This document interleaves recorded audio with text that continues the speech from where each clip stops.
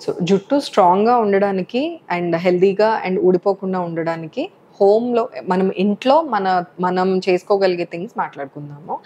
So, 2 things ఒకటి diet, ఒకటి maintenance. So, డయట్‌లో మనకి జుట్టుకి కావాల్సినవి ఆహ్, ఐరన్, ప్రోటీన్, తర్వాత micro nutrients zinc, biotin, selenium లాంటివి.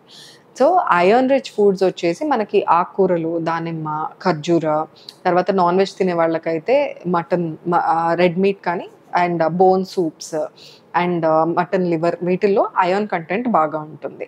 సో, ఐరన్ అనేది రెగ్యులర్‌గా మనకి డైలీ ఏదో ఒక ఫార్మ్‌లో వెళ్ళేలాగా చూసుకోవాలి. రెండోది ప్రోటీన్. సో, వెజిటేరియన్స్‌కైతే రెగ్యులర్‌గా ఐదర్ స్ప్రౌట్స్ కానీ, పన్నీర్, సోయా ఆర్ ఇవి రాజ్మా, చనా ఇలా ఏవైతే హై ప్రోటీన్ కంటెంట్ ఉన్న వెజిటేరియన్ ఫుడ్స్ ఉంటాయో, డైలీ అట్‌లీస్ట్ 2 మీల్స్‌లో అన్నా అవి వెళ్ళేలాగా చూసుకోవాలి.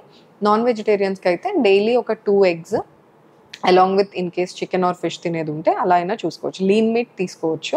వేరస్ రెడ్ మీట్ అనేది weekly once or preferably in bone soup or organs like liver ఇలాంటివి తింటే మనకి required amount of iron and protein వచ్చేస్తుంది.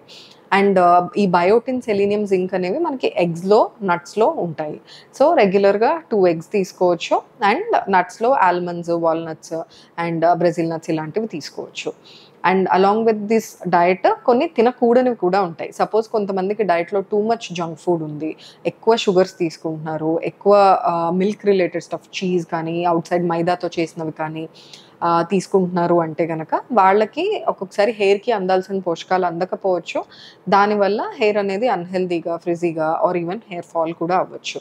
అండ్ అండర్‌లయింగ్ థైరాయిడ్ సమస్యలు లాంటివి ఉంటే దానికి రిలేటెడ్ డైట్ తీసుకోవాల్సి ఉంటుంది.